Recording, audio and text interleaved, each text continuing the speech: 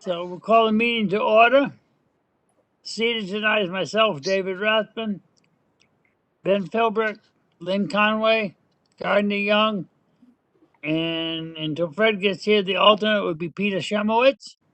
Also attending are Ryan Deasy and Chuck Sheehan. Do I have a motion on the minutes of the February 2nd meeting? Make a motion to approve the minutes as presented. Do I have a second? Second. Any discussion? They look good. Yeah, they did. All those in favor? Aye. Aye. Aye. Opposed? Ayes have it. Now we'll go, the zoning regulations we're going to do last. So now we'll go to enforcement and violations. Keith? Keith? Well, we have the enforcement report. Yeah, I saw that. I have one question. Sure. I noticed that the boatyard is back and forth on violations, but the drainage issue on Williams Avenue, where that's Fred. Welcome, Fred.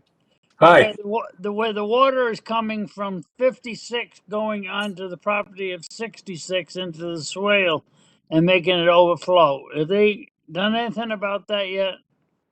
Well, the That's developers tapering going into the new building.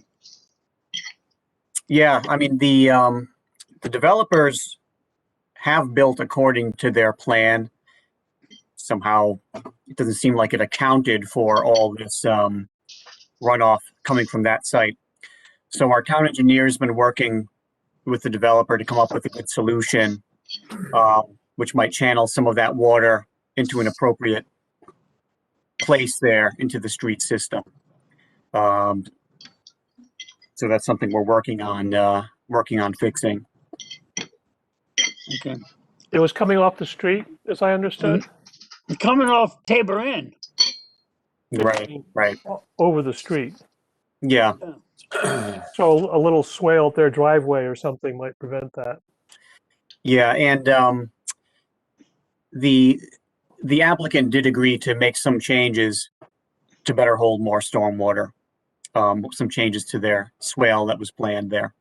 Their catch basin, their retaining basin. I think it was the swale. Oh. If I remember correctly, it was a higher berm to hold more water in the swale. Thank you. Is there any update on what the boatyard, Keith?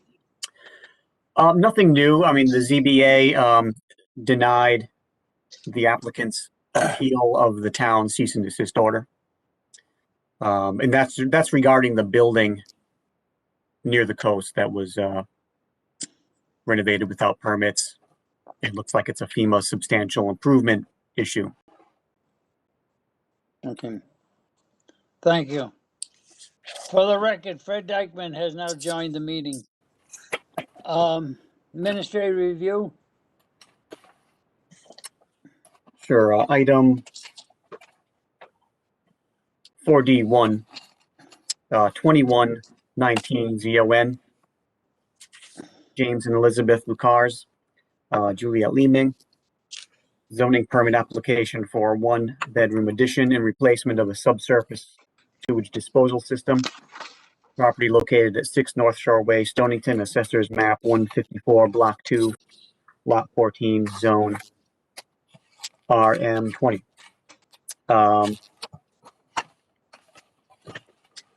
So with this application, the applicants are looking for about a 221 square foot addition to an existing house and replacement of an existing cesspool with a new septic system. The proposal conforms to the RA20 zoning district. The addition is in the flood hazard area. It's in the coastal AE zone with rules similar to a V zone. But the addition does not amount to a substantial improvement, so it doesn't need to be, the house doesn't need to be brought up to FEMA standards. And the town's 100-foot setback from the coast in a V zone isn't triggered also unless this is a substantial improvement. The addition doesn't go closer to the coast or to tidal wetlands. It basically replaces a deck that's already there. And this is Latimer Point. And so even though on the plans it looks like this is a house on a separate lot, it's really a big condo association. And that's how it's treated zoning-wise by the town. All these houses are on one large lot when it comes to zoning. Now, for those of you who have been on the commission a while, you know that Latimer Point often bundles these sorts of small changes and comes to the commission with a site plan application about once a year.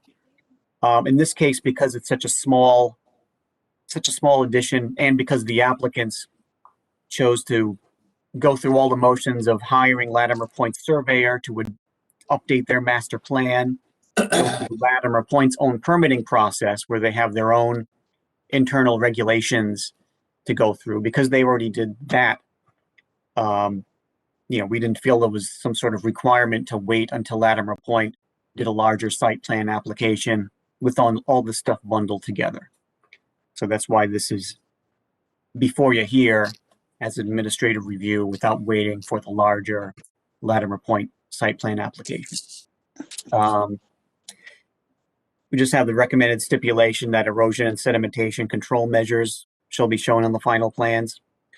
And the project architect, Julia Leeming's also here, if you have any specific questions. I didn't see on the plans where that new septic system was going to be located. So I could use a little help there. I'm happy to share my screen and show you if that would be appropriate. Thank you. Okay. For sure. Okay. Julia Leeming for the record. And let me go to, so this is, I'm going to switch orientations, but this is what Keith described, the Latimer Point site plan. And my site is right here. It's 6 North Shore Way. And now I'm going to the civil engineer's drawings. And if I zoom in here, it'll be a little bit clearer, but the existing structure is right here. The septic, Okay. yeah, tank is here, and then the field is here, and we are having to pump it, because many of them on Latimer are pumped. Okay. Thank you. You're welcome. Any other questions? Do I hear a motion on this application? Motion to approve. Or a Second motion. Second. Any discussion? All those in favor? Aye. Aye. Aye. Opposed? Ayes have it. Thank you very much. Thank You're you. welcome. Thank you. Can we back up a second? What is this about the boatyard? I missed that completely. So that's the marina where the owner was before you. I think it was at the last meeting. Cove Talking about the camp, Both sides. Oh, the camp. central campground there. Oh, okay. Gotcha. There was a separate zoning violation about a building back there. Okay. When you said boatyard, it threw me off. Campground, I understand.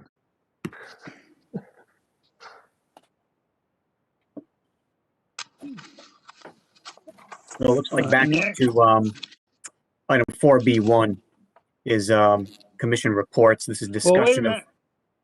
Wait, for one other thing, Keith.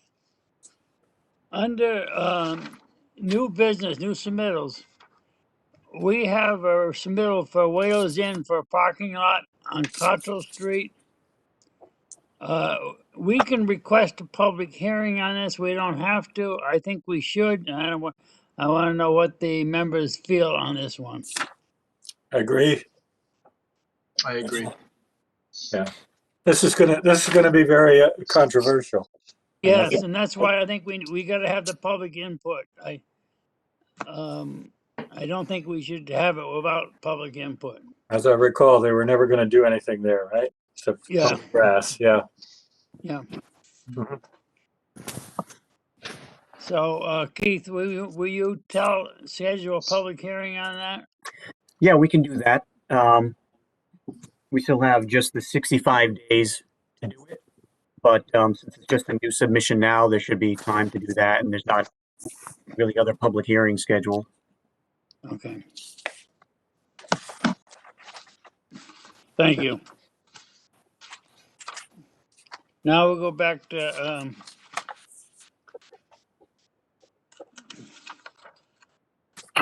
4B1. Sure. Yeah, this is discussion of potential commission zoning regulation amendment. Now, we are in the process of requesting funding for a comprehensive rewrite of the zoning regulations.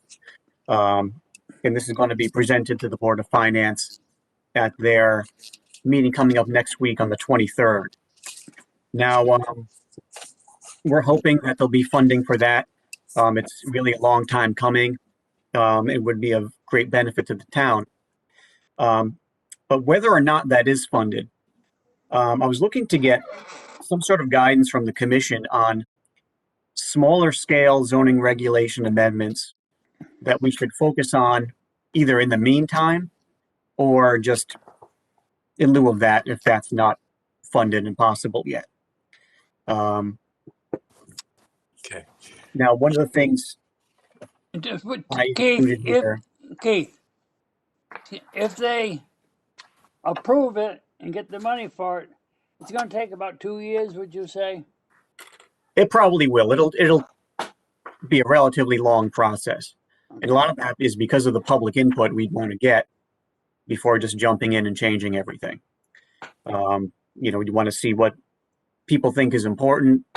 You know, we've been looking to streamline the regulations, are making them more user-friendly anyway, and address the actual rules in there. A question for you, Keith.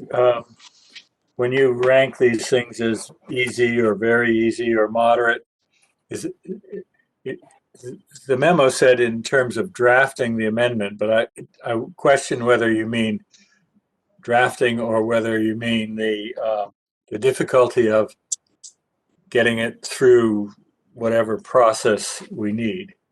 Is that correct? Yeah, I took both into consideration.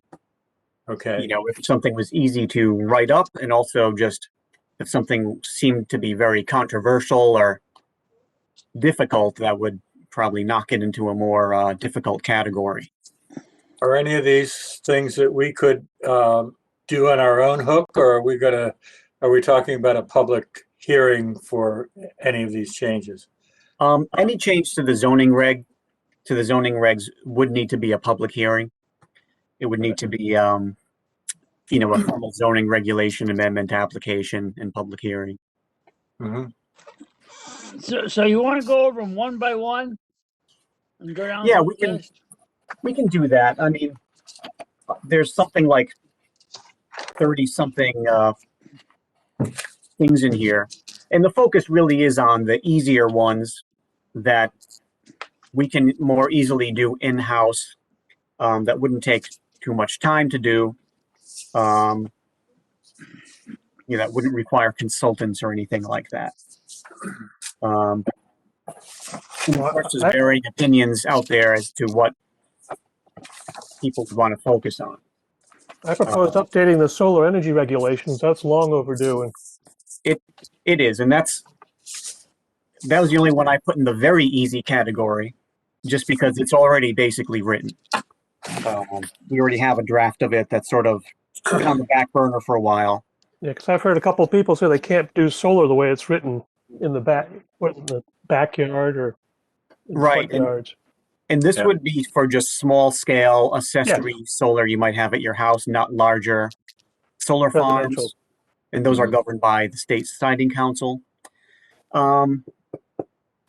Yeah, the regulations we have now were written in the 80s, and they're very difficult to work with and to make sense of.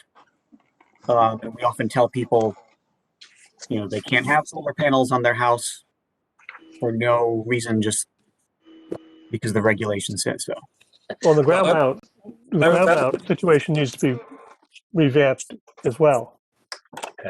I'm Yeah. about to put panels on my house, Keith, so anything we can do there would be great. Yeah. And for the most part, we have been allowing them on people's roofs as long as they don't stick up. But yeah, like Ben said, the ground mounted ones are more difficult. Maybe, I mean, I went through this list and virtually all of the easy and most of the moderates I thought was perfectly fine. And I don't know if anybody else has had the chance to do that, but maybe if we just run through them and stop at points where people have questions. Yeah, that's what I want to try to do. Yeah. Okay. Well, we discussed the solar energy ones here. And I should say that all these in the list are things that are either recommended outright in the POCD or have been talked about before by this commission or by the other land use commissions out there. Right. Okay. So in the easy category, we've got adopt the statutory definitions of agriculture, farming, farm, livestock, and poultry. Good. And Seems innocent enough. previously, the That's commission easy. said, yeah, Well, I mean, there's something there's something that in there that the old regulations on farming that is, and this regulation was written when I graduated from high school, and that was quite a few years ago.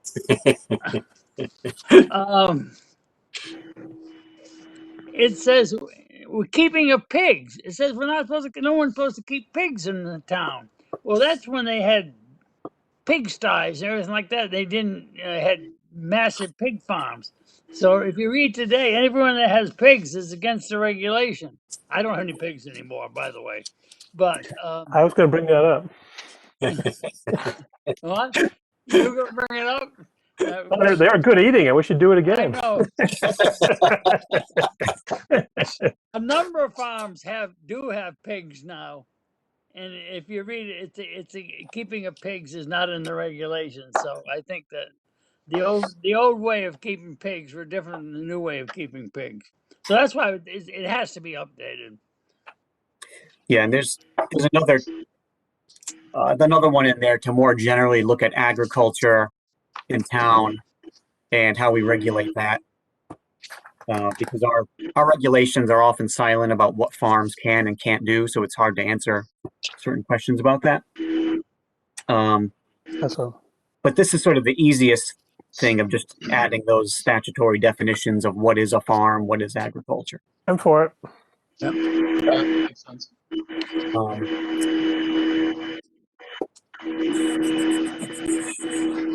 Second. Someone's got an open mic.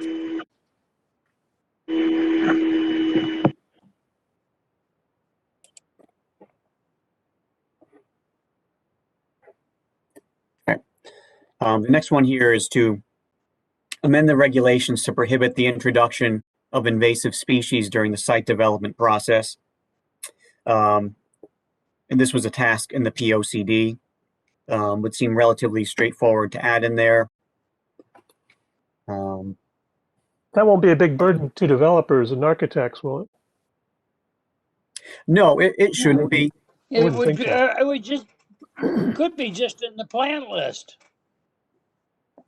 Yeah, and I guess my question is, when is this triggered? Like if a homeowner just adds one of these plants to their backyard, is that a zoning violation, or does this just apply to developments coming before the commission? But we just have to figure out that level of where it applies. I would just say new development, new projects, because you can't have a plant cop roaming around looking for. Good point. Good point. Yeah. Yeah. And I should say at the outset too, most of these probably seem like good ideas and good things to focus on, but it's really just one or two to focus on over the next 6 months or so. That's sort of the goal. it's basically if you had to pick a couple, what do you think they should be? But going So- back to the invasive species, yeah, I think that if it's on a development, if there are any on it, they should be removed. Yeah, that's another side of it. Well, that might be a burden, though. Yeah. Well, if they want to develop it, get the stuff out. Well, Yeah. Might depend on the size of the property and things like Yeah. that. I mean, the Perkins farm, they'd still be up there pulling poison ivy On up there. bittersweet. Yeah. Yeah. No, poison ivy is a native species. Yeah. Oh, it is? Okay. Been around forever. Well, do you really want to just pick a couple, or do you want to try to get as much, sweep as much of this in as we can now? If they're non-controversial, why don't we just go for the ones we think we can get through without a lot of debate or a lot of hassle? Or conversely, Keith, do you have some heavy hitters you want to focus on that would streamline things? I mean, we could, it's sort of up to you guys in the office, I think.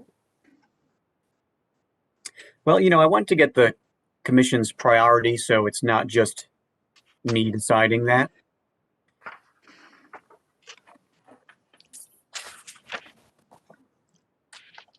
And maybe, we can see which ones you'd want to focus on after sort of just running through these here. Okay, but if you identify the ones that give you particular headaches, Yeah, Yeah. okay? sure. I was actually going to suggest that retaining wall one. I know we run into it a couple, the height of the retaining wall. Yeah. Yeah, and that was one that we did. We've done that, haven't we? Yeah, we did fix that Yeah. one a few months ago. Okay.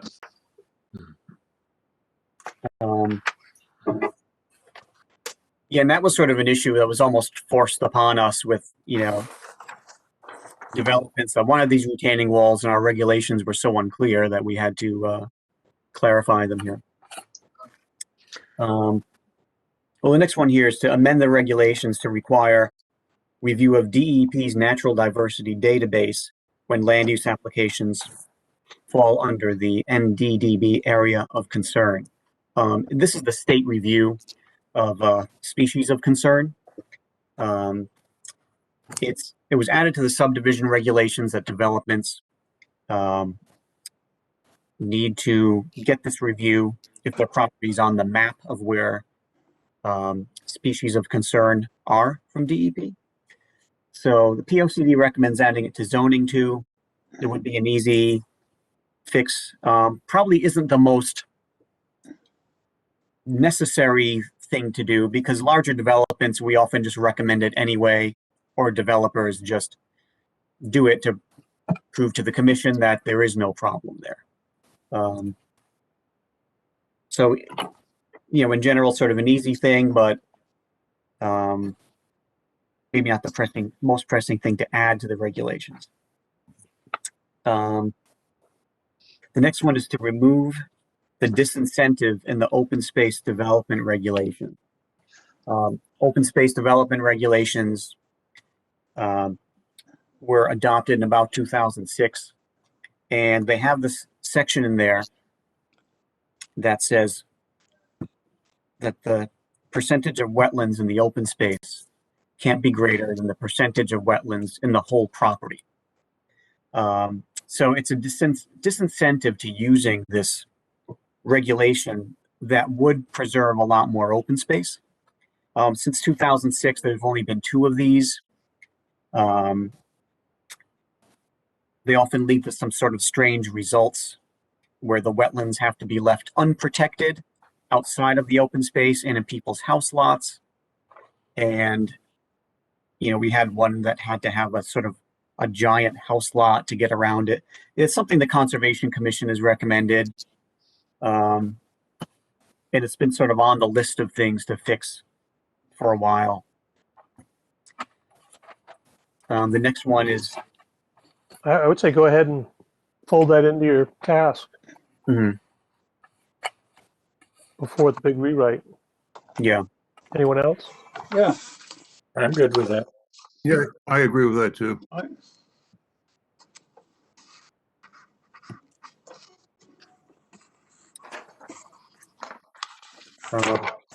Next is to require architectural design review board review for subdivisions that include duplexes. Duplexes aren't under their purview. So if someone builds a duplex, it doesn't go to them. This was recommended by the ADRB. It would also require amending the subdivision regulations too, because the ADRB doesn't normally review subdivisions. I'm And for this it. was their recommendation after the development of the Birchwood Farms subdivision, which was a subdivision of duplexes near the high school. Well, we didn't have much say in that anyway, did we? When it came down to it, not really, because it was an affordable housing Right. development, but affordable housing applications still go to them. I think I remember, Keith, that that did go in front of the architectural review board. That one didn't. I mean, we've had some other affordable housing applications that have, like the wind development one and the Farrington's Trailer Park, Spruce Meadows. But this one, because nothing triggered their review, didn't go before them. Well, it's pretty benign. It's not as if we have to, or they have to take the recommendation of the review board. So, Yeah. Yeah. That sort of thing could use the help. I'm for it. I'm for it. It may be a relatively rare thing. A subdivision of duplexes doesn't happen that often. And if it's more than a duplex, it triggers their review anyway for the building. Okay, so not high on your priority list. Not personally, I just don't think it would. It's an easy one. It is. Yeah. Okay. The next one is to update the regulations to encourage mixed-use development where appropriate and remove the 10-unit cap. Recommending the POCD to modify zoning regulations to make more provisions for mixed-use development, including residential units. Some possibilities to address it are adding the possibility of residential mixed use in other commercial zones. Moving that 10-unit cap might be a big one, because no matter the size of the property, our regulations sort of randomly say that you can't have more than 10 units, even if you have a very large property. I have to tell you, I don't think that would be easy. I think that that would require a lot of thought and looking into all the property. I don't think that's low-hanging fruit. Hard one. Sorry, what was that? I was just chiming in saying I think that'd be a hard one too. I'm not on the board, so I'll shut up now. It's okay. Is that a tough one for you folks in town hall? Not necessarily. I mean, it depends on how far we want to go, because there's different things you could do to have more of this in the zoning regulations. Any sort of residential mixed use application now needs a special use permit. Right. Yeah. Maybe that's not the ideal thing if you're just adding 1 or 2 units in an existing building. So it depends how simple we want to go with it, or how much we want to really promote it and change things. So the 10-unit cap that's currently there is an absolute prohibition against any mixed-use development that involves more than 10 units, whether a mix of commercial and residential. Is that correct? Right, yeah. The normal density for that regulation is 1 dwelling unit per 5,000 square feet of land area. But in our regulations, even if you have a 100-acre parcel, you'd be limited to just 10 dwelling units. Why wouldn't you scale it to the size of the property? Yeah. I mean, Units exactly. per acre or per square thousand, whatever the square footage.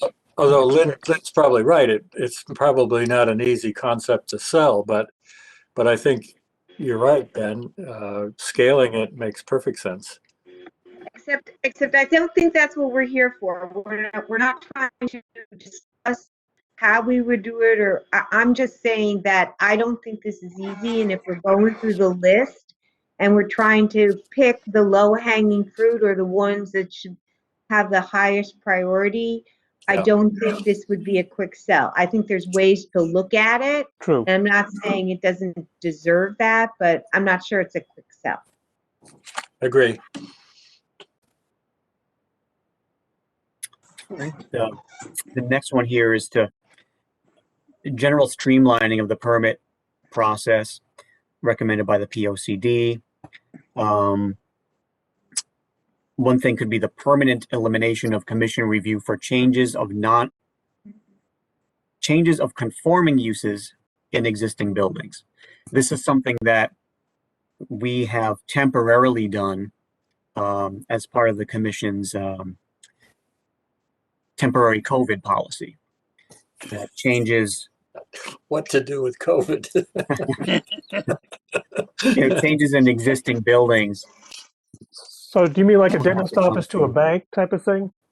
Right. That's only part of this.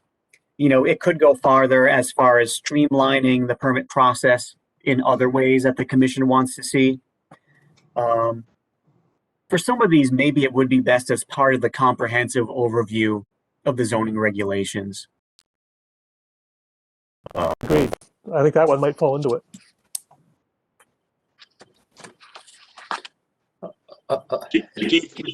In that one, it seems like we often have, I don't know, it's like people go before the other zoning board and it gets approved and we sort of scratch our head and say, why is it coming before our committee? Would that be part of that streamlining the regulations? Not necessarily. I guess it would depend on the situation because sometimes we're just stuck doing that.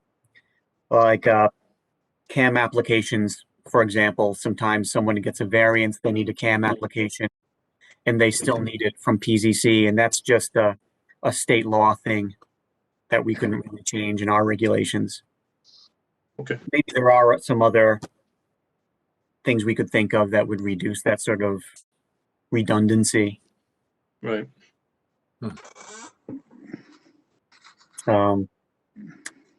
The next one is to expand allowances for drive-throughs in the community. This is something recommended by EDC. It's one of their priorities that they talked about when they set their priorities at their meetings, particularly the GC 60 zone. They felt that due to COVID is something that is more activity. I'd rather see us expand sidewalks than drive-throughs myself. Yeah, I don't understand why that would be somebody's priority. Yeah. I mean, COVID is a time and place. I'm not sure that we should be. Yeah.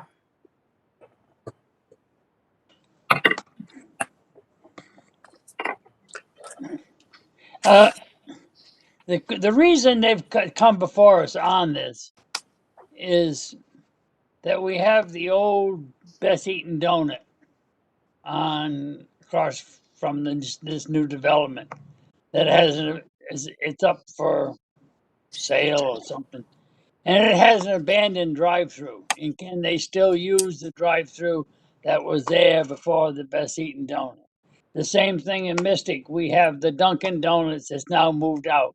Can some other operation go in there because they were pre-existing? Yeah, if the infrastructure was there. I would say if the infrastructure is there, yeah. I mean, the only ones that can have drive-throughs now in this zone are pharmacies and banks. We don't want to have fast food drive-throughs all over town. Right, so I guess I'm missing your point. The examples that you gave, the Dunkin' Donuts is the Best Eaten, that would not be an expansion. They were both kind of fast food drive-ins. So that's not an expansion Well, of they're coffee shops. coffee shops. But I think That's I saw an article about how a bookstore had started using a drive-through during COVID, which was a new innovation for that town. Yeah, yeah. Well, yeah, but COVID aside, drive-throughs are a real hazard. That Dunkin' Donuts down in And Mystic, 27, yeah. I mean, that's a disaster, and it was a disaster. It's very nice now that it's closed. So I don't know that we want to expand allowances for drive-throughs as a general rule. I think that for the purpose of this conversation, we should put that on the bottom of our list. Agree. Yeah, as far as those drive-throughs that exist, the one in Mystic, it's no problem. Another operator could come and do it. The one in Pawcatuck across from the police station, that's more of a gray area, because it involves whether it was abandoned with changes that were done to the building. That's something that the commission might revisit on a specific level. Case to go by over case. that property to see if it's possible.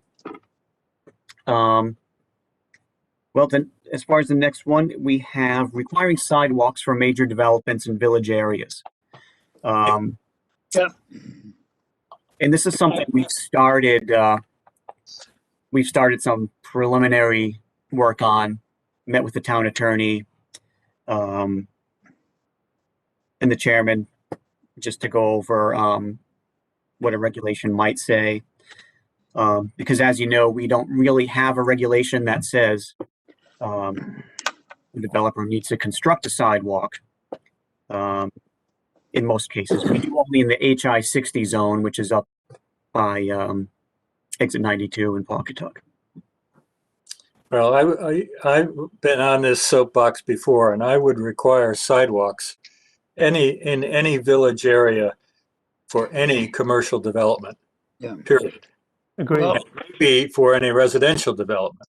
I mean, it's just crazy to have people, particularly with the snow on the ground, walking down a major thoroughfare like Route 1 with no place to go but in the street.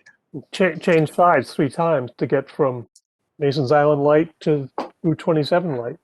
Is it 3 times? Yeah. Well, we I only made had the that up bridge. at least twice. The bridge screws it up because the bridge only has one sidewalk.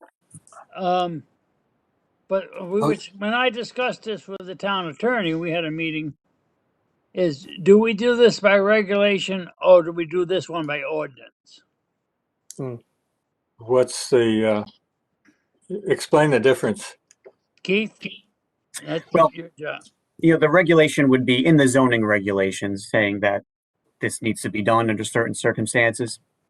By ordinance would be a separate municipal ordinance that the selectmen would pass. Would say basically the same thing, but outside of zoning. It seems like for the towns that have regulations like this in Connecticut, it is in the zoning regulations.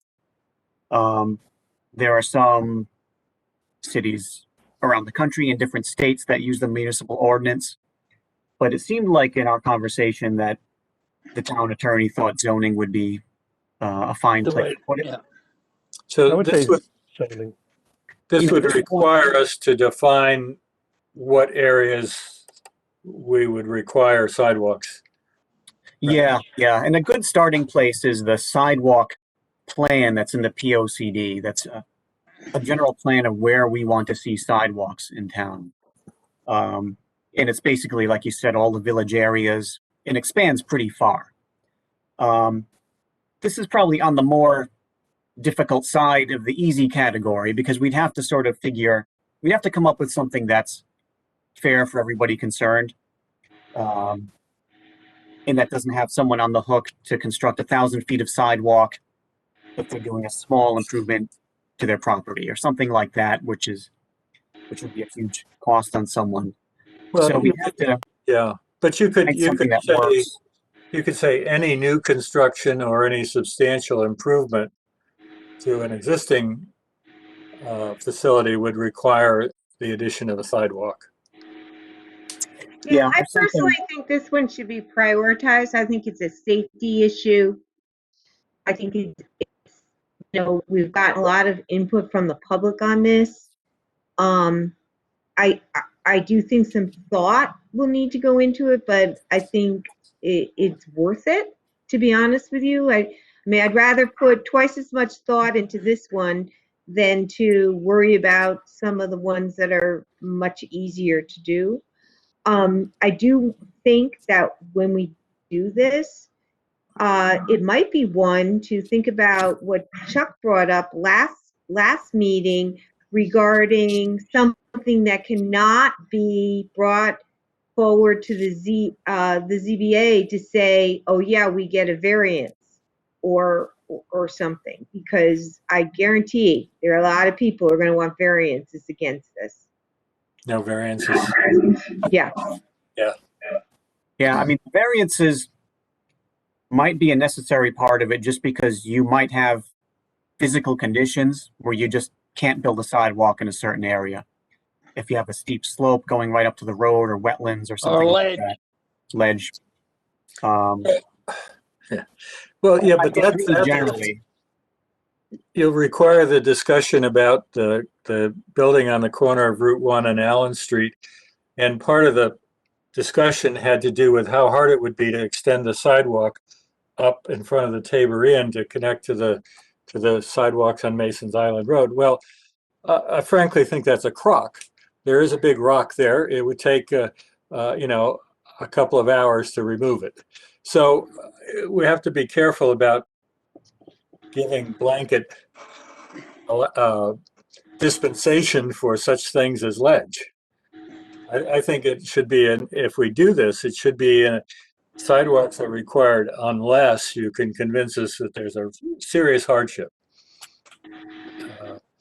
And rather than give people an out because there's ledge everywhere in town. Yeah, there is. And what might be possible too, that we'd have to work with the town attorney on more, is a fee in lieu of sidewalks for areas where it doesn't make sense to do it.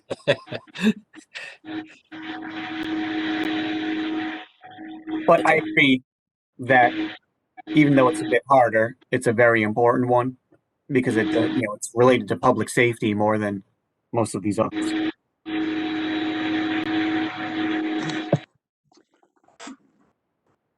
Okay. Okay. Moving on. Here is develop land use regulations to address light pollution. This was a task cited by the POCD implementation committee a few years ago. I find that we are losing the battle on very quickly. So this I think is just low-hanging fruit again, and I think it should be prioritized because you cannot get this back. And we've taken a very downward turn on this. And when it comes to commercial developments before you, we do have regulations about light pollution. That's what I thought. Full cutoff lights, limit of the height of them. So in a way, I'm a bit uncertain as to what measures would be sought with this. How about extending it to residential? I mean, just a general light regulation that requires that people address light pollution. I mean, Mhm. I see it in homes. Yeah. Yeah, where they light up the sky and that sort of thing. It's kind of crazy to limit it to commercial properties, I think. What about the lighted sign on the highway for, purpose for medical? If that's not light pollution, I don't know what is. Yeah. In living Technicolor, how in the world did that happen? That's certainly not full cutoff. Oh, you're right. Yep. You're talking about the sign itself. Right. Well, So I signage think is different. that also, well, Ben, I think that's a comprehensive view of Yeah. the zoning on light would include signs. Yep. Yes. We do have sign regulations and lights. And then Keith, correct? We do. I mean, They should not be internally lit. right. Yeah. No They shouldn't neon lights. internally. Yeah. So we do have So how does Hartford Healthcare fit under our regulations? Because we rushed that decision in one meeting that lasted less than an hour. And because of their status with the special floating zone, I think the commission determined it was okay.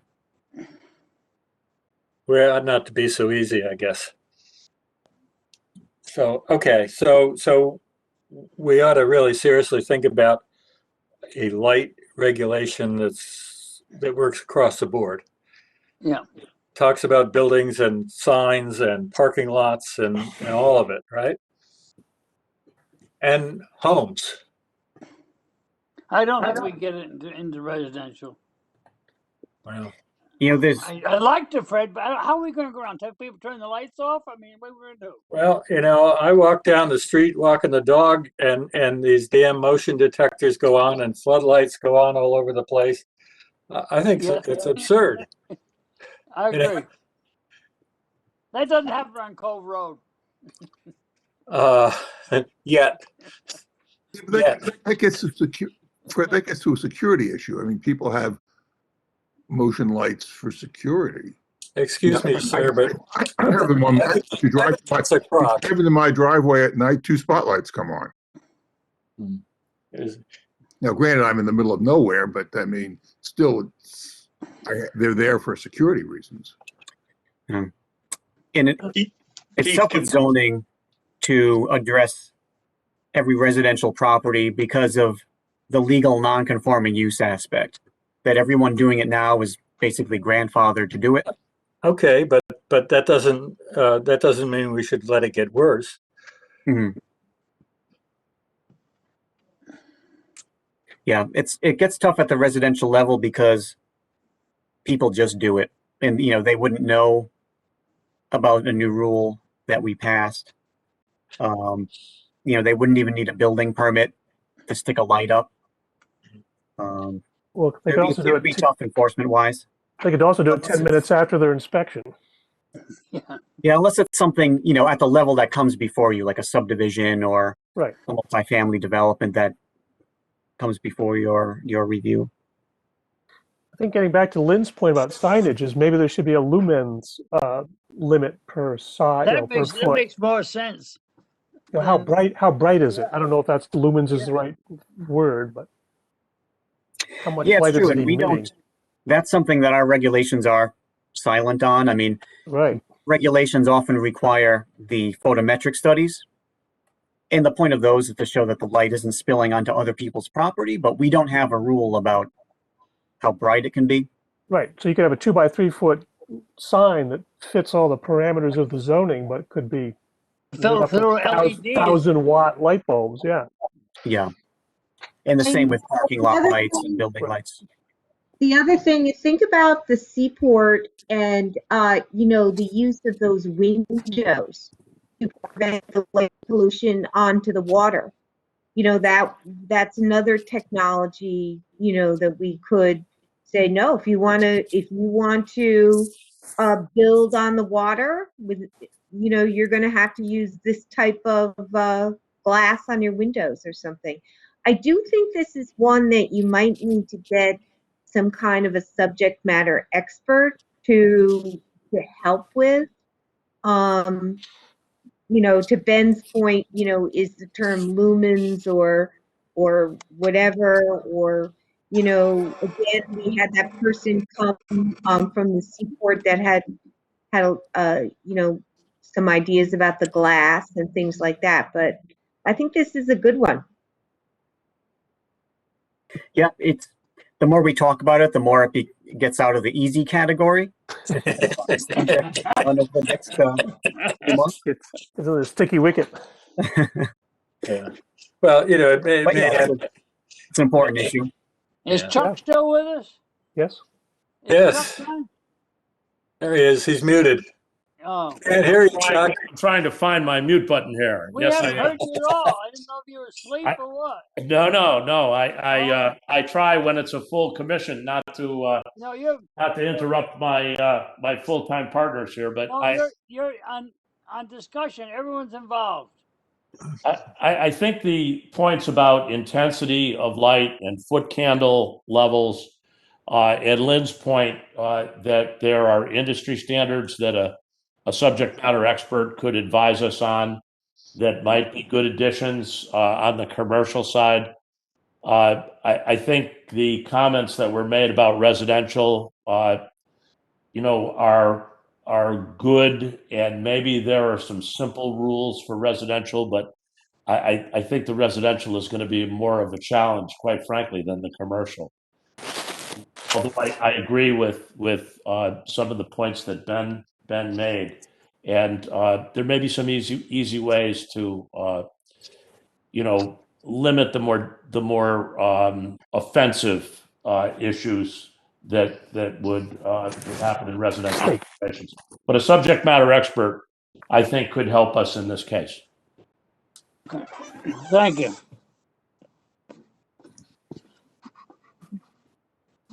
The next one we've got here is amend the regulations to allow change of non-conforming use process to apply to properties operating under a previous use variance.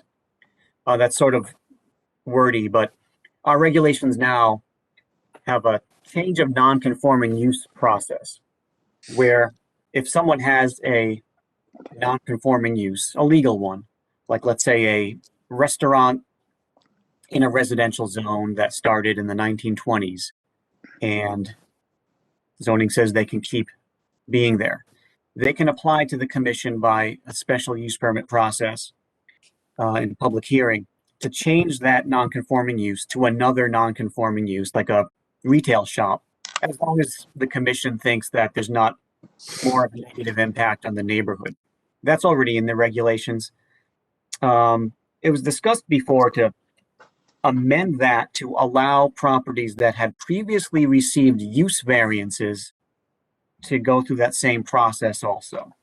The town doesn't allow use variances anymore since the 90s, but there are some properties out there that had received them in the past, let's say to operate a business in a residential zone.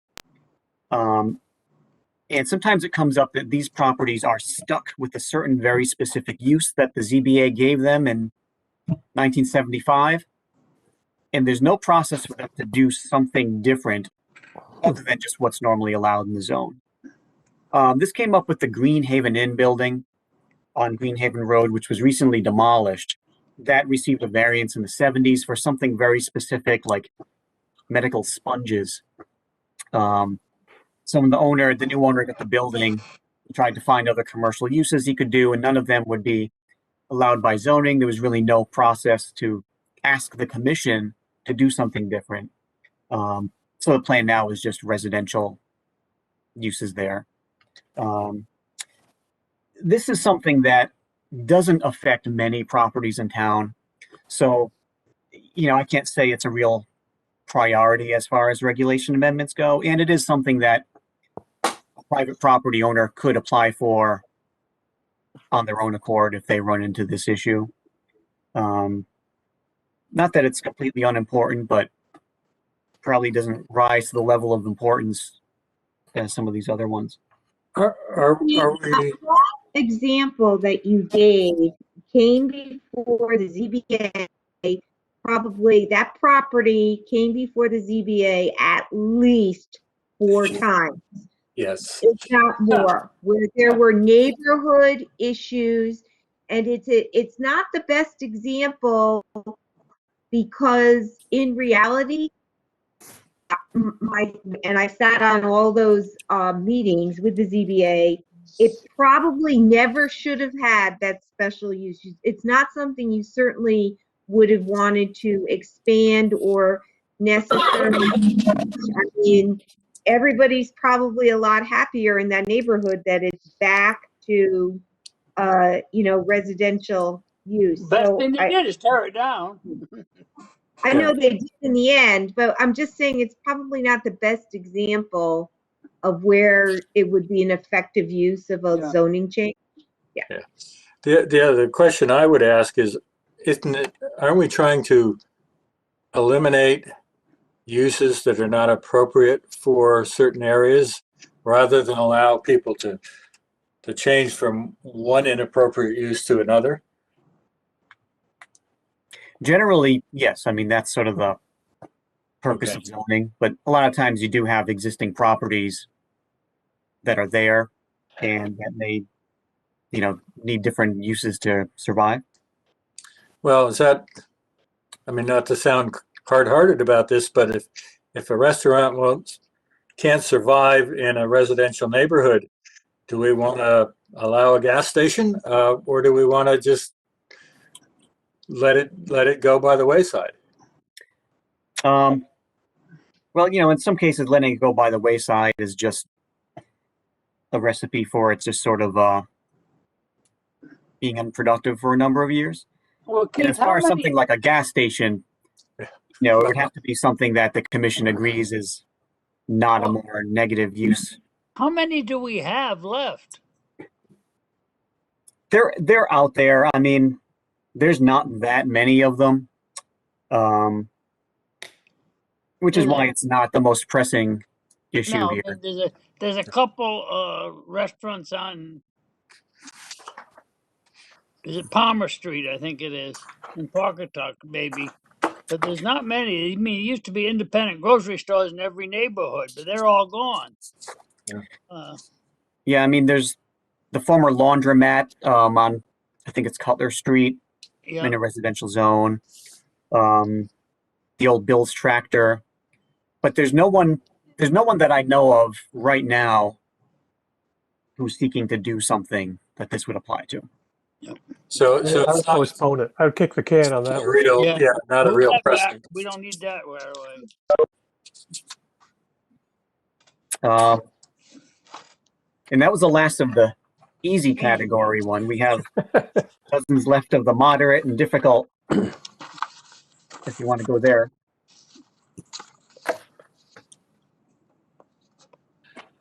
Why not? Yeah, we've got general updates to the regulation of agriculture. And this is what we were sort of talking about before, is just to sort of update or clarify what agricultural uses can and can't do in the zoning regulations. Maybe things to promote agritourism where it makes sense and, wouldn't bother people in the neighborhood. One thing that makes it a bit more tough is that it needs a good amount of public input just to get going, to know what agricultural uses want or are, inhibited by with the zoning regulations, and to know what the residential areas around them might be negatively affected by also. You mean you'd have to have some informational sessions around town, a couple of places? Yeah. I gotta sit this one out, probably. But we do have a group of farmers, an agricultural committee that used to meet at my house once a month of about 12 farmers in town, and they could give you input. We have not met since COVID, but I think there's someone like them, their input would help because they're all different types of farmers. We have Right. vegetable farmers, Sure. we have oyster farmers, we have wine people, we have beef farmers. So that means I think that's what we should get their input. Would be helpful. What they envision to keep the farms going. So, I think, Mr. Chairman, too, there are some communities in the state that have done a very good job with this. Suffield, Connecticut is one of them. I'm very familiar with their regulations. And it's a big farming community.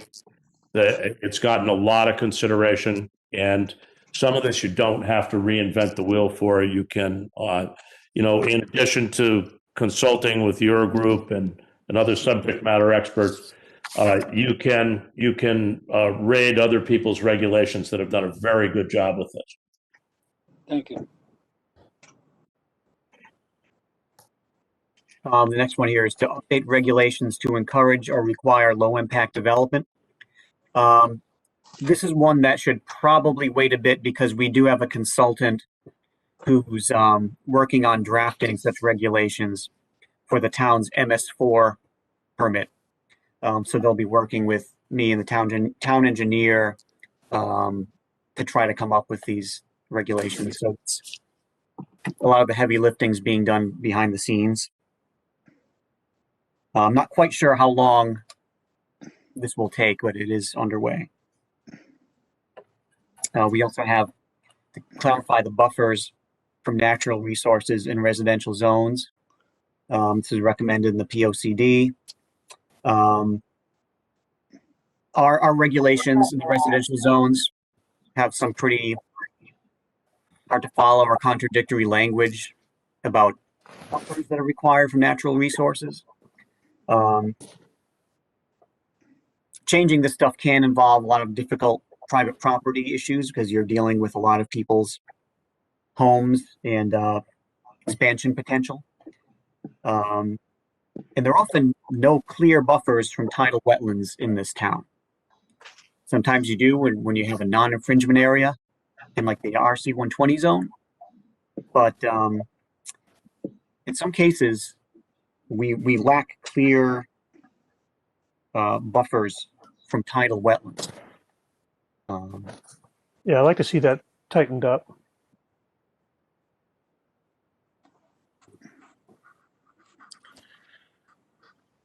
So how do we, I mean, I think the last meeting illustrated a perfect example of why we need to start tightening these things up, but how do we approach this? I mean, it would need a pretty holistic look at our regulations, what other towns are doing with this sort of thing. Whether we have a sort of a one size fits all buffer from tidal wetlands or something that changes in different areas.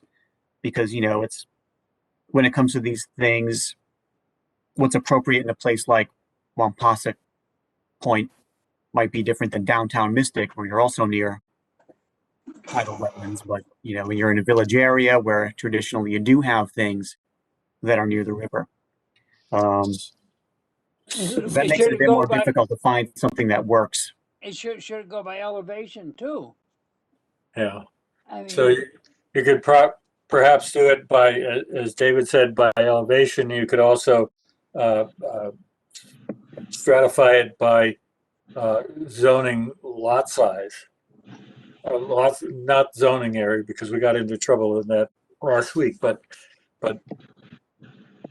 if you have a 20-acre parcel, you can deal with a 100-foot setback. If you have a half-acre parcel, you probably can't. But there ought to be a setback provision there as well, and maybe it's some percentage of the lot area, so that you can deal with different size lots. Anyway, it needs to be addressed, but it's not going to be easy. Right, right. What are the other towns doing, Keith? Um, I think other towns have more clear-cut guidance with that.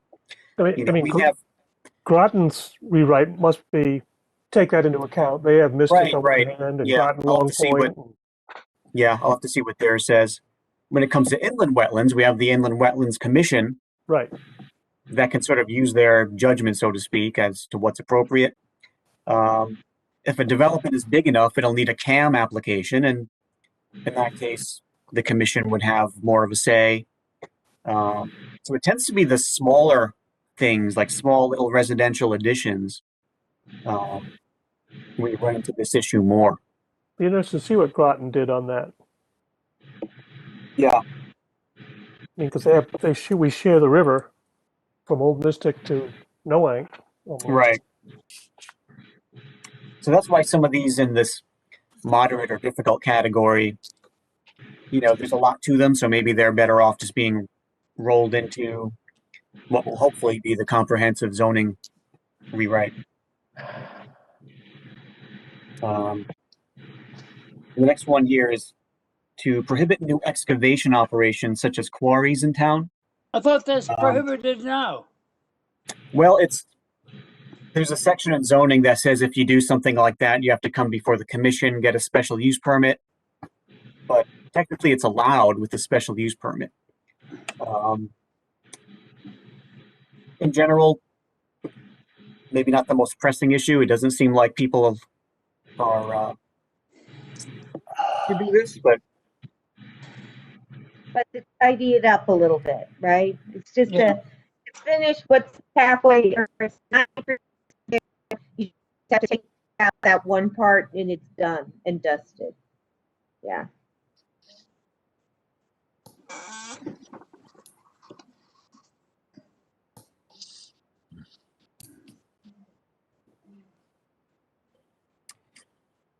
Did we skip over clarify buffers, or did I? We did discuss that. The next one is affordable housing impediments, recommended by the POCD to explore changes to the attached housing regulation and other recommended tasks in there. These, although important, should probably wait till we're completed with the affordable housing plan that we're currently engaged in later in the spring. That will have its own recommendations about what might be done, regulations. When you consider that we have little say about affordable housing, I'm not sure what we're going to accomplish. You know what? I don't understand affordable housing. So, we have little or nothing to say about it, right? The design, whether it's appropriate or not, nothing, correct? Until we get to 10%. Yeah. Yeah, I mean, basically, for something like that, it can't be denied unless there's a clear health and safety reason. So, I mean, your review often has a lot of good input that can shape the development, but when it comes down to just saying no, you can't do it, there needs to be that real clear health and safety reason to say no. I think there's a lot of, on this 10% on affordable housing, we don't have any say on, but I think there's a lot of affordable housing in town that's not counted,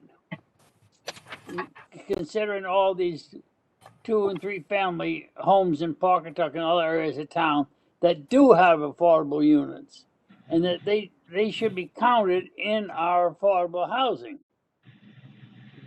Yeah, there's currently a bill proposed at the state level that would do something like that.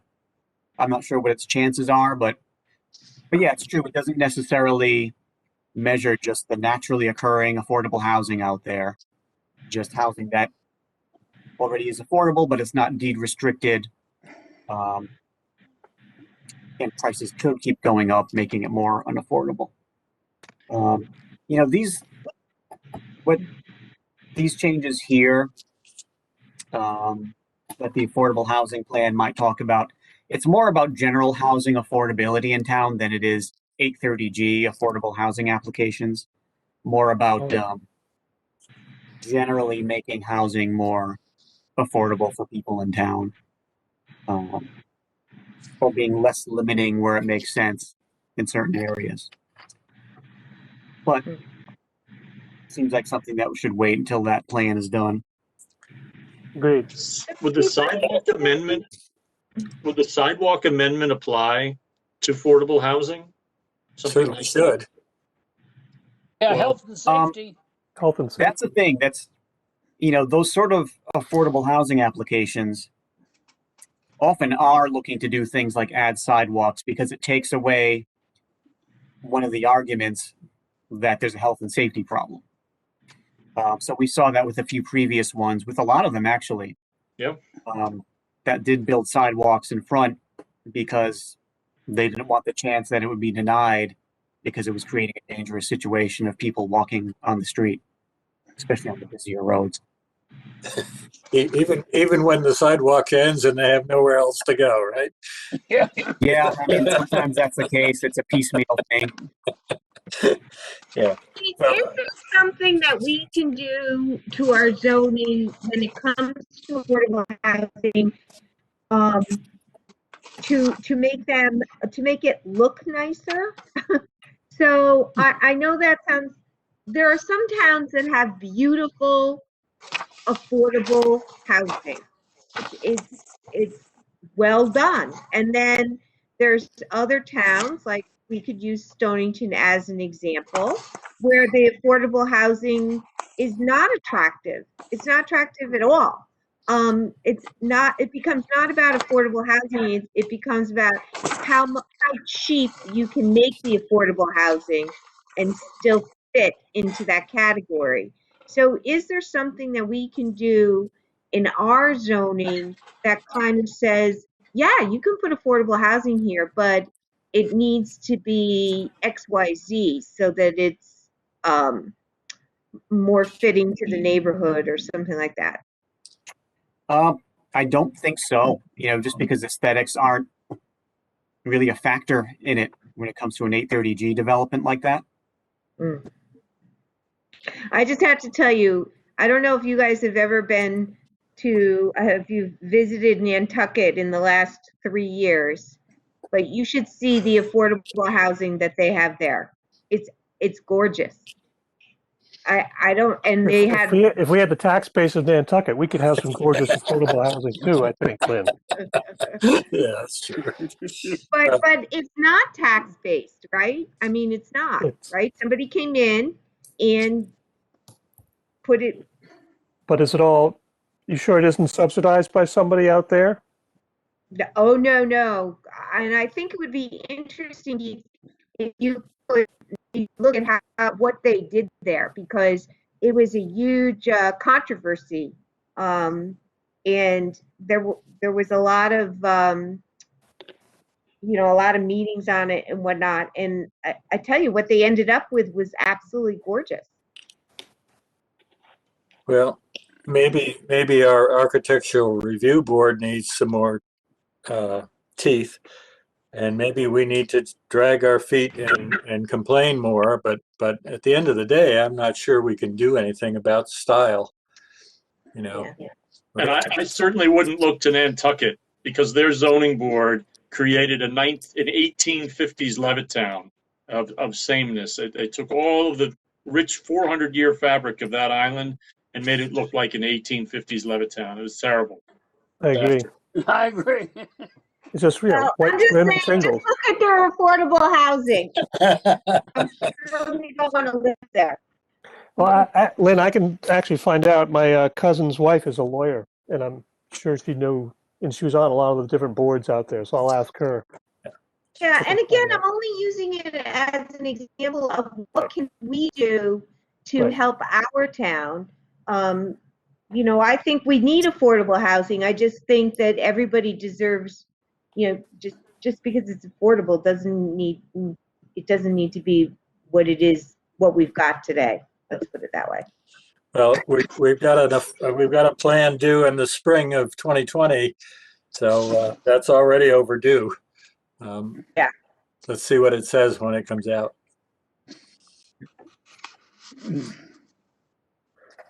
Our next one here is to up the signage regulations to conform to the U.S. Supreme Court Gilbert decision. This is sort of a long overdue change, but it would be very comprehensive and would sort of open a big Pandora's box that is our signage regulations. The Gilbert decision was about 5 years ago. The U.S. Supreme Court ruled on a case involving Gilbert, Arizona, that basically said that most town zoning regulations across the country are unconstitutional. They said that zoning regulations that for signage need to be speaker neutral and content neutral, basically applying one set of rules to everyone in a way that ours just don't. So we do eventually need to do that, to revisit our signage regulations. The end result will probably be that a lot of people in town would be unhappy with the signage regulations, but it is something we would need to do. It definitely would not be a quick and easy fix to do over the next few months, and we'd need a lot of legal advice in doing it. I need clarification. Can you give me some examples on that? Well, signage regulations really can't treat different types of businesses differently, or different types of speech differently. You know, our regulations now have specific rules for real estate signs, signs for nonprofits versus business, and all these different categories of signs, which we really shouldn't have. So the signage regulations kind of need to be pared down to be a lot more blunt, which is why the end result is something a lot of people might not like, but you know, would be with the goal of it being more constitutional. Well, okay. Guess I'm still looking for an example. Yeah, like we have different rules for farms, for example, that farms can have these off-site signs that other businesses can't, which makes sense from an economic development point of view or from a pro-agriculture point of view, but it's treating farms differently than other businesses. We treat nonprofits different than other businesses. I think in some cases we don't allow logos on certain signs. Well, doesn't the state do that also? I mean, there's signs for the Argia and the Mystic Museum of Art at the corner of Route 27 and Route 1. Yeah, and the state does that, but it doesn't come under zoning. Those are basically like almost like a road sign, like these public purpose signs that the state puts up there. Right, but that seems more constitutionally offensive than a farm stand sign. Yeah. Yeah, the state has their own program. What's that, Lynn? Has anybody complained? Complained? Have we had a lawsuit threatened, anything like that? We really haven't, and it doesn't even seem like a lot of other towns have either. Some towns have amended their signage regulations to try to conform more with this. But we've had surprisingly few conflicts because of this. Would it fix the Hartford healthcare sign? No. Okay. Unfortunately not. I thought about those banners, those big. So it's a mess and it's not a priority right now. Is that right? Yeah, you know, it's probably something that could fall under a general overhaul of the zoning regulations. okay?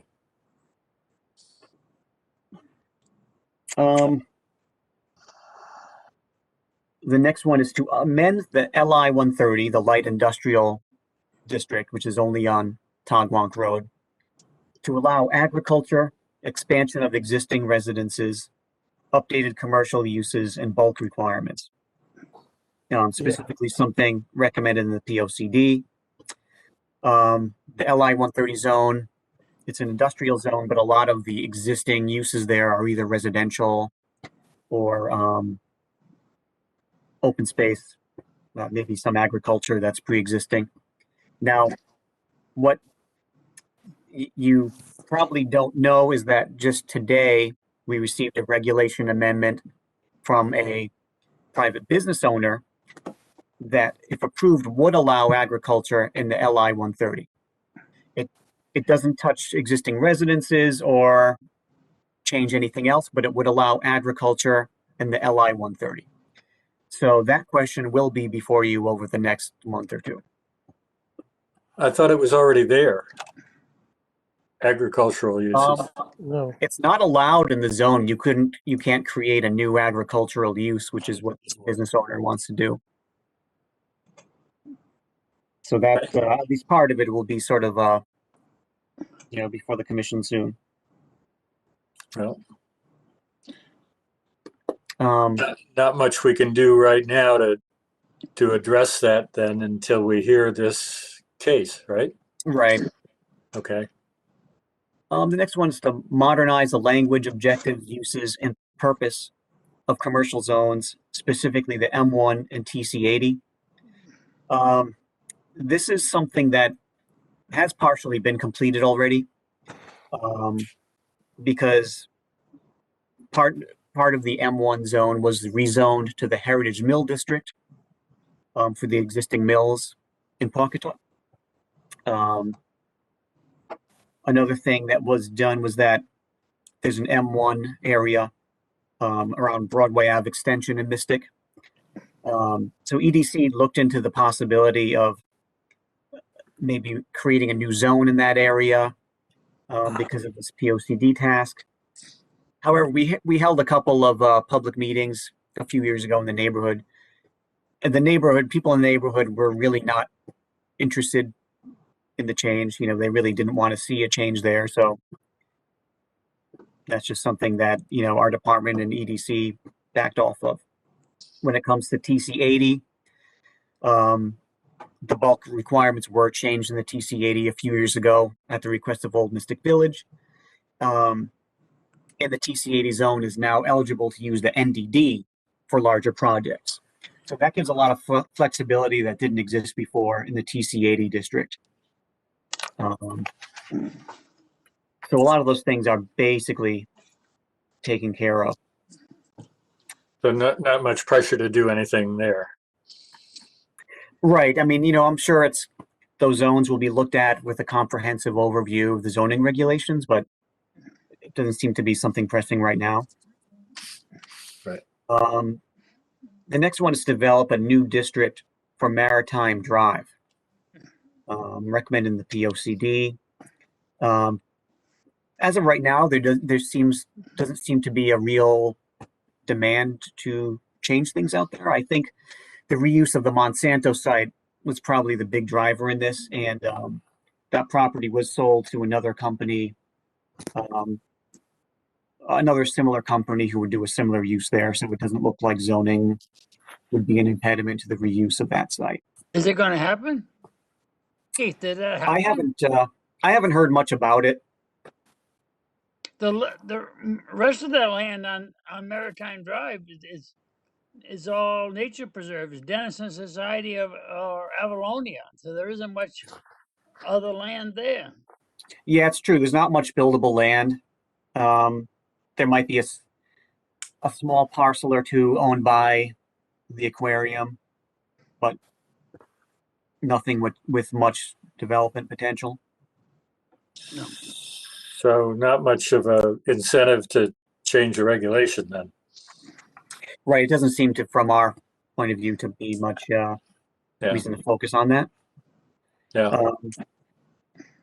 The next one is to investigate increased flexibility in the parking regulations recommended by the POCD. This was done in part in the PV5 zone where some extra flexibility was built into the regulations. Should probably wait until the ongoing Mystic parking study is done, which might have recommendations about parking in there. In general, parking can be a pretty sensitive issue in some parts of town. Yeah. Doesn't seem like something we should jump into right now. Good idea. Update marina regulations is one of them, recommended by the POCD. To allow campgrounds? Maybe. It's kind of uncertain now what zoning changes would benefit. Did they have any specific ideas, or was that just sort of a something they threw out there? The POCD didn't have specific ideas. Several years ago, we held a community conversation with marina owners. I'll have to review the notes from that meeting. I don't recall zoning being the primary concern marina owners had. I think they might have had other concerns that were more pressing, like state regulation and tax issues. But I'll see if they had any specific zoning issues that were a concern to them. So no reason to rush in there either. Right. And, most of these things could just fall under the umbrella of a general change. Next one is to amend regulations to encourage LEED construction and site development. Basically, consider ways to make buildings and site development greener by possibly incentivizing it. This is something where, we'd need outside expertise, I think, to sort of guide us through this. When it comes to the buildings, we often don't know the building details of the building when we're at the planning and zoning commission stage. But maybe there's some incentives that could be put in there for site development. But definitely something that would take a while and need a lot of research here. I think it's a good idea to look into it. Keith, this is an area too where the new administration, federal administration, is going to be developing a lot of guidelines quickly. They want us to go to a carbon-free society by 2050, and whether that's doable or not, a lot of it is going to play into,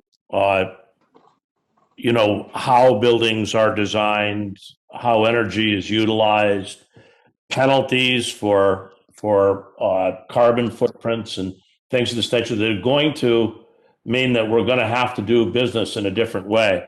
And apparently the guidance for this is going to be issued, at least the initial guidance is going to be issued in 2021. And if it's going to happen by 2050, it will emerge quickly. But in communities like Boston, where I'm doing some work now on large infrastructure projects, buildings that were all natural gas type cogen buildings are quickly looking at converting themselves into an all electric type of infrastructure.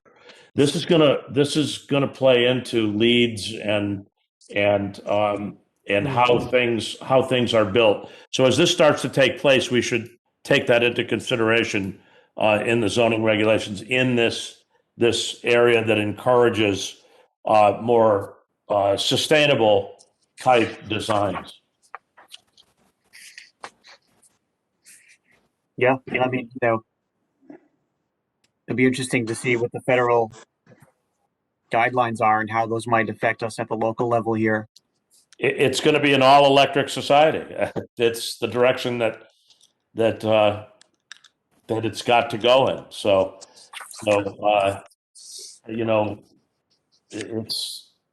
it's what's coming, and it's coming quicker in big cities than it is to areas like Stonington, but it will spread quickly. Yeah, in a way that big cities can have more opportunity to have greener developments, that rely less on automobile travel and things like that. There's a lot going on in Boston right now.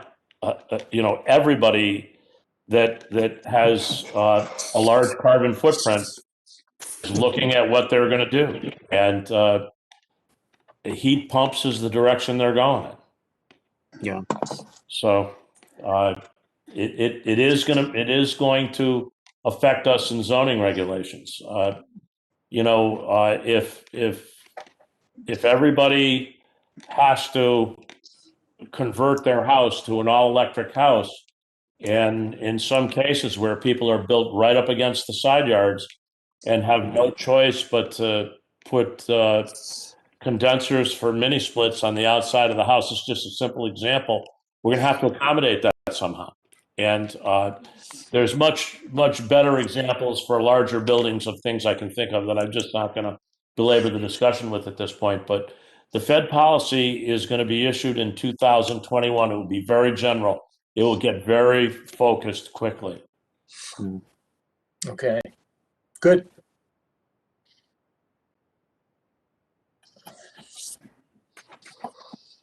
Now we are on to the difficult category.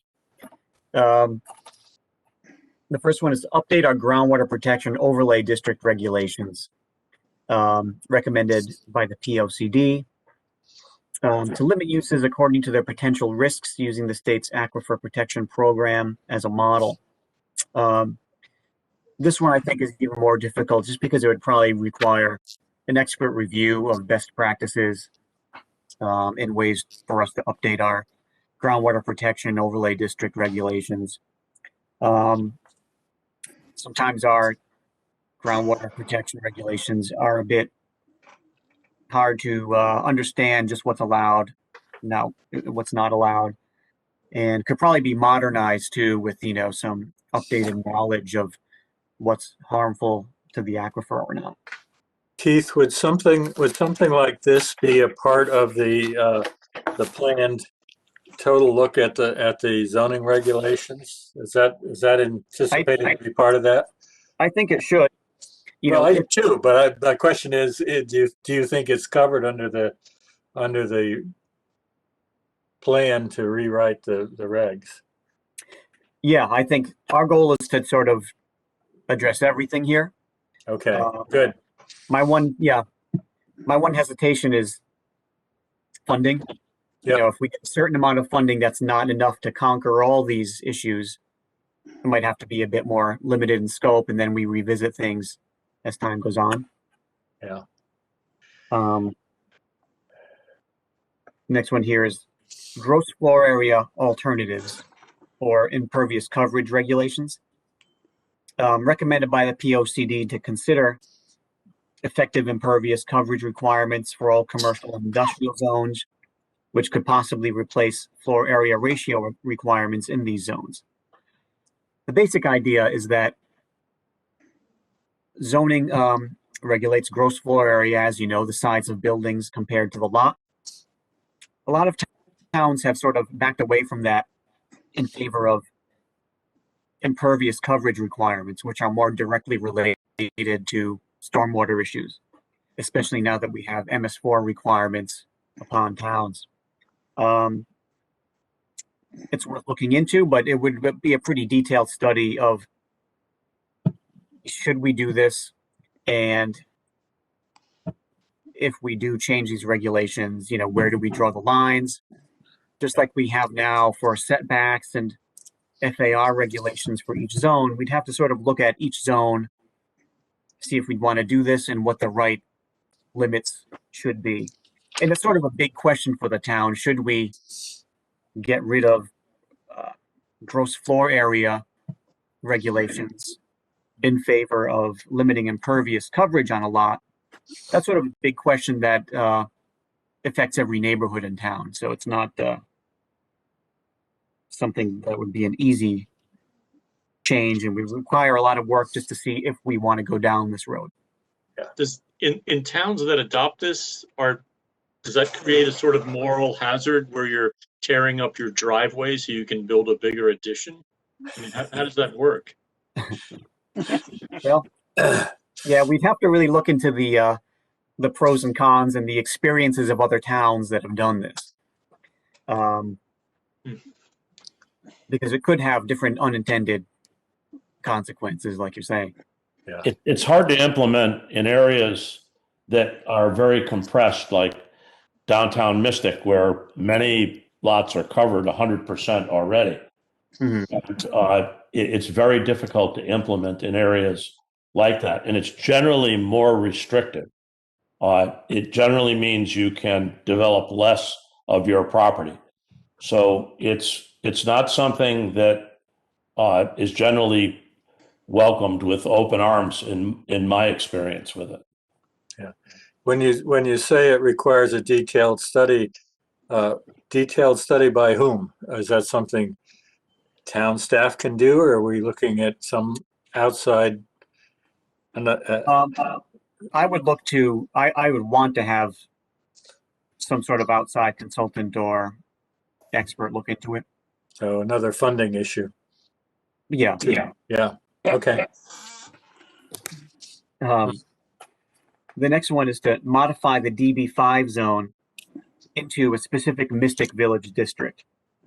Now that we took the DB5 zone in downtown Pawcatuck and gave downtown Pawcatuck its own zone, the PV5 zone, the DB5 zone is basically just for downtown Mystic. There's also a small little area on Cutler Street near the Como, but for the most part, downtown Mystic has its own zoning district now that could be revisited to meet the specific needs of downtown Mystic. That is a good goal, but it requires a lot of planning. A lot of downtown Mystic specific planning to see first of all what people might want there, and what would work for that area. It's almost more of a planning exercise than a simple zoning exercise, which is why it's in the more difficult category. And also something that should wait until the Mystic parking study is over. When is that going to be done? I'm not sure. I haven't been personally too involved with that. Who's the lead? It's a parking related consultant named John Burke. And Keith, is when you say downtown Mystic area, are you saying from Route 27 down Cottrell, and then over to CVS? Cottrell and over to CVS? At its most specific, it's just the DB5 zone, which is really like the very core of downtown Mystic. So near the drawbridge and not too much farther away from there. Okay, so are you thinking that it encompasses the proposed plan last year that was withdrawn, having to do with the marina? Smiler's Wharf. Yeah, would that be part of the inclusive, or? If we were just looking at the DB5 zone, then no. But of course, if the town did want to create a new zone for downtown Mystic, the boundaries could be anywhere we'd want it to be. I think it'd be worthwhile looking into that. Yeah. Could we recruit some representatives from downtown Mystic to talk about what they'd like to see in a zoning district? I mean, it's, I guess, easy for those of us who are outside of it to think of ways to improve it, but I think we should be talking to the people who actually live and work there. Yeah, and that would be sort of the first step in anything like this, is to see, before drafting anything, what people would want to see in the business community and in the residential community surrounding that, because as you know, there's often a lot of conflict there. Oh, So, sure. You know, it would be a challenge to find something that works for everyone there. Well, yeah, so it'd probably be key to find a half a dozen people who have some standing there to be a core group and leading a discussion like that. Yeah, and maybe there could be some sort of, you know, Steering committee. subcommittee or something like that that could involve other people. Yeah, Or a workshop, that went into that neighborhood and was well advertised and well done, that was facilitated by experts. But I think Yeah. we have to wait until COVID's over so we Oh, get. yeah. yeah, I think you're right there. This is it's too awkward to do on Zoom.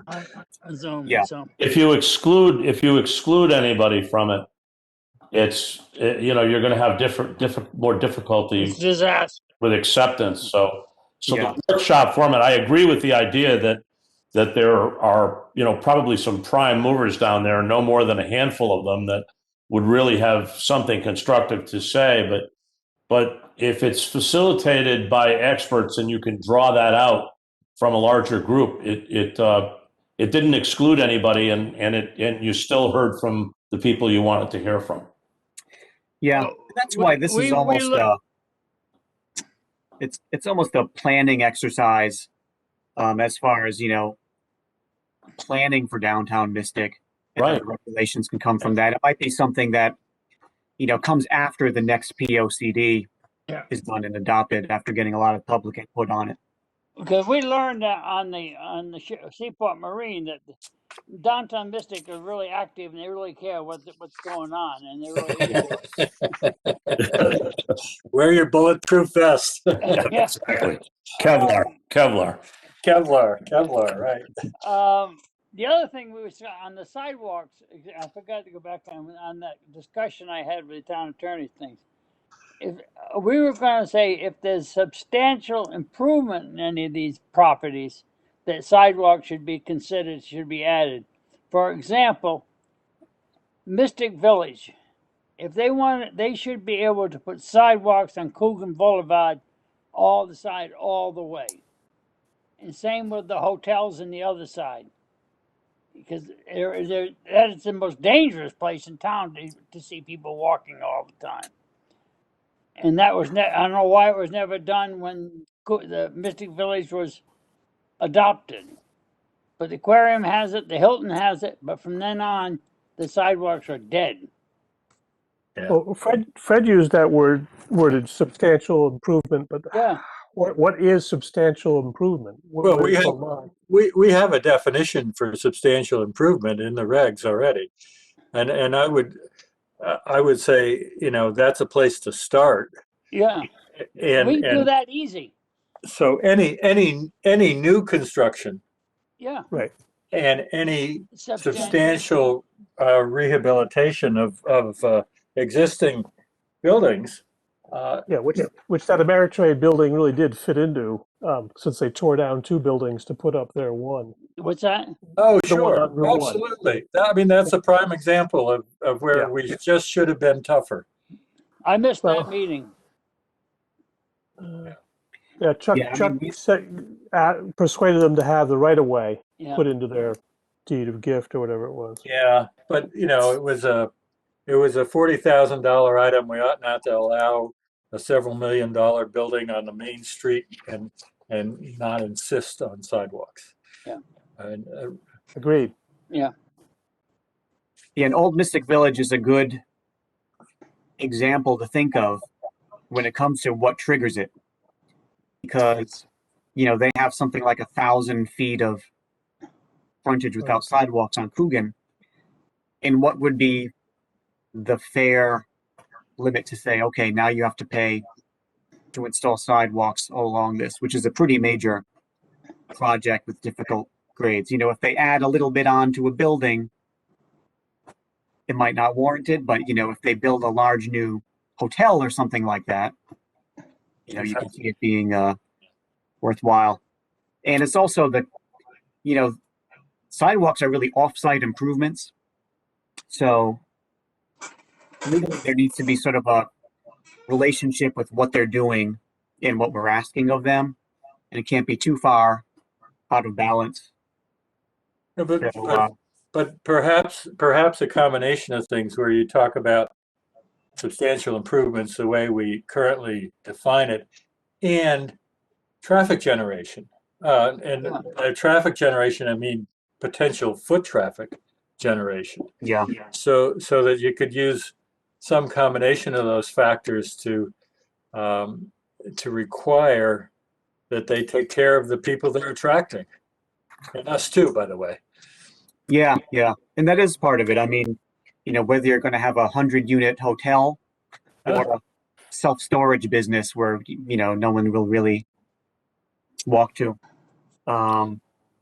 There's another aspect. There's another aspect to this too, I think, and it can be tackled under working with somebody like DOT, who might be convinced to do an urban systems project, narrow lanes, do traffic calming, and build sidewalks at the same time. And there are a number of municipalities and cities in Connecticut that have gotten funding under urban systems through the regional planning agencies to rebuild a road, narrow lanes, narrow shoulders, create the room for appropriate sidewalks, and it's done in a much more comprehensive way. Then you have pedestrian signals, traffic calming, all the right signage, all the right signals, and it's a long, drawn-out process. But the best solutions to pedestrian movement and vehicular movement in narrow, compressed corridors like we have here are under urban systems comprehensive projects that are done through DOT. And just as we can get developers to help out in some of these areas, we're never going to solve the problem along the entire length of that corridor and fully engineer a solution unless we look at it from that urban systems corridor perspective, where you redesign the road to accommodate vehicles and pedestrians. And I agree with what Ben was saying. You have to do it. And there are ways to do it in conjunction with traffic calming that, respect the vehicle and the pedestrian in the same corridor. So we might want to begin that dialogue too, to see what does Stonington have to do to get an urban systems project in some of these areas where only a comprehensive solution will work. And I don't think we've ever had one in this town. At least I couldn't find one in the transportation improvement plans for the last 20 years. So, that may be something that we have to work closely with our new town engineer, who's a very capable guy. I was having a conversation with him on a water supply issue today. And he's got a lot of experience in that type of project. So in areas where a more comprehensive solution has to be engineered, we may want to begin those types of discussions because we deserve our share of that funding also. Well, Jason tried on Coogan Boulevard. For Yeah, years. didn't Yale do it? He lost all his hair doing it. Was it Yale who did that Yep. concept? Yep. And there were public forums. You know where that is? And the fire department was the worst. They were the biggest hurdle, it seemed. Yeah. They wanted, 15 feet for their trucks. It's like, well, come on. Yeah, we do have those sort of conceptual planning. Oh, go ahead. I was just going to ask Chuck, DOT was responsible for the overall design of downtown Mystic on the Groton side of the bridge, and that redesign of sidewalks, parking spaces, etc. Was that part of their same program that you mentioned? I don't think that was an urban systems project. The type of project that I'm talking about incorporates traffic calming. We did an extensive one on, believe it or not, on Columbus Boulevard in Hartford. And it's actually where you get into a negotiation session with DOT for narrower lanes, narrower shoulders, and wider sidewalks. And, smaller turning radiuses. It drives the fire departments nuts, but, they can get a fire vehicle where they've got to get it. It's just not optimal. In favor of pedestrian and bicycle movements, and it's a much more holistic design. I don't know what went into those other projects, but I assure you it wasn't a holistic approach that included traffic calming, just based on what I see down there. Okay, thanks. That's reassuring. We at the end, Keith? Yeah, I put a few in just the category of varied difficulty, because when it comes to the coastal resilience modifications, there's a lot of them listed either in the POCD or in the coastal resilience plan. And the range of difficulty with those just depends on if you pick on one certain thing that might be easy, or if you want to address coastal resiliency as a whole, which would be more difficult. Yeah, but there's little point to doing coastal resiliency on a piecemeal basis. I mean, think about it. You either do it or you don't, because piecemeal just tends to move the problem down the coast. Yeah. So there's different things recommended by the POCD, but maybe they can be part of a general zoning rewrite also. Okay. So with that, comes the basic question of, Let's start. Let's start on the easy ones, Keith. Yeah. And do two. Can we come up with what you think we can handle at a meeting in a public hearing? Yeah. We'll do. Well, I mean, as far as the ones that seem, the solar energy one is the most low-hanging fruit that basically has to just be submitted. Yeah. It seems like the commission looking at sidewalks is one of the most important ones. Yes. Which won't be the most easy, but it's definitely, the most interest, I think. And like Lynn said, it's probably worth the extra effort.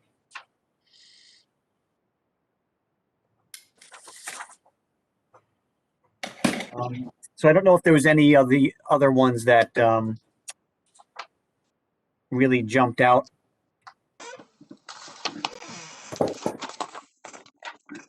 Well, we had one that you ranked as pretty easy, was to deal with the disincentives in open space development. Might be something we should tackle. And we also talked a lot about the light pollution one. Yeah. I think if we needed to get maybe that's another way to look at it, Keith. Like it seemed like there were a couple where we said we needed a subject matter expert, and perhaps we look at those and say which are our top priorities there. And I would think it would be the sidewalk if we needed one there, but the light pollution one.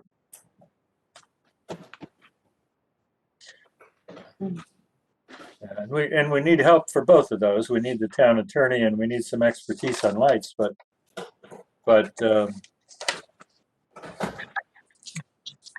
yeah, pick a few. That would be my choice. It would be those. Yeah. Is it worth looking into the Togwonk Road one as well? That light industrial section that. Well, that's going to come up. We have an application for zoning change next 2 meetings. Okay. On top. Yeah, at least the agricultural part of it. Yeah.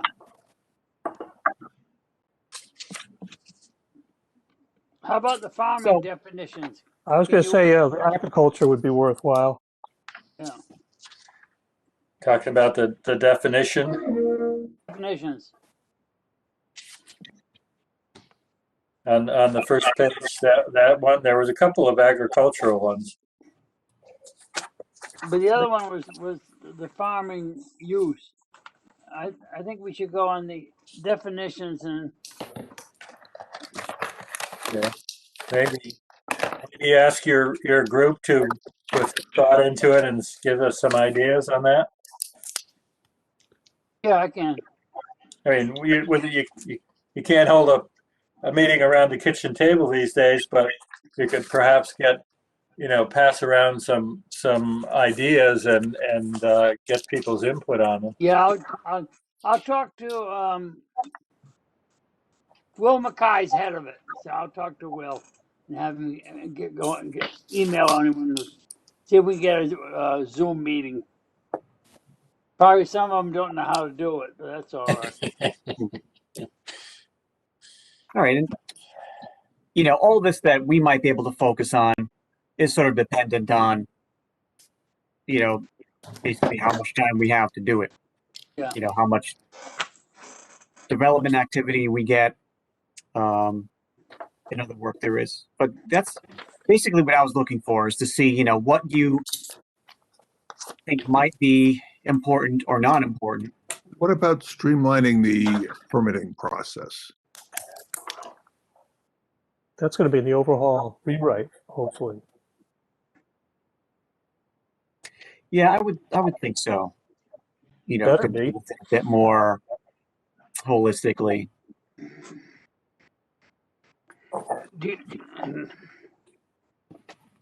Do you think we need more letters to the finance board for next Tuesday? Yeah, that's a good point. I mean, their meetings next week, where a letter from the commission would be helpful, just to let them know that it's an important thing that you've been dealing with all this time, and that updating the regulations would be a benefit, not just to this commission, but to the town in general.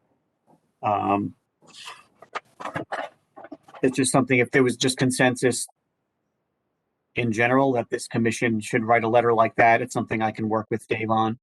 Absolutely. I was planning on showing up in person as well. Okay, that'd be great.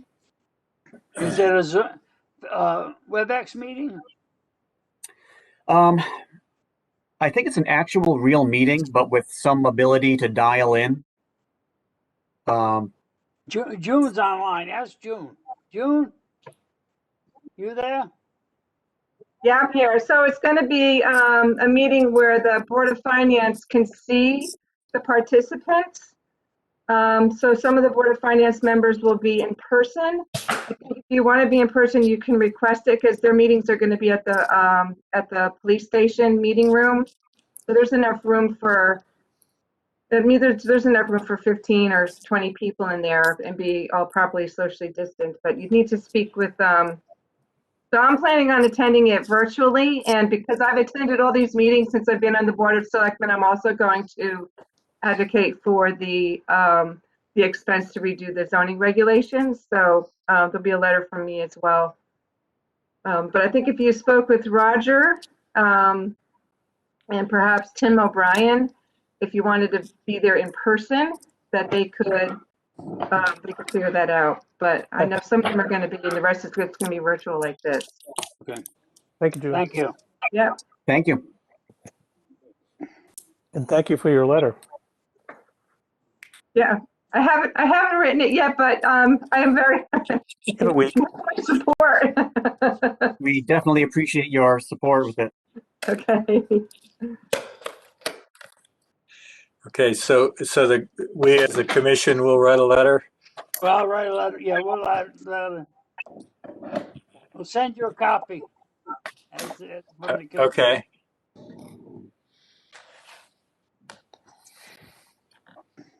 Make a motion to Anything adjourn. else? Hey, Gail's in Florida, I think. You on? Yeah. How's the weather in Florida? Probably better than here. That wouldn't be hard. Although it's better than Texas. Yeah. Is there Okay. anything else tonight? No, that's it. All right. Make a motion to adjourn. 2 weeks. Second. All those in favor? Aye. Aye. Opposed? Ayes have it. Meeting adjourned.